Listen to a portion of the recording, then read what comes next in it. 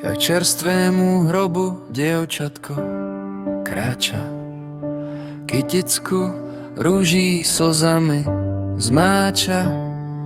Na kraji hrobu sadá, kde leží matka mladá, keď v tom malej deve do očí sem padol z rozprávky.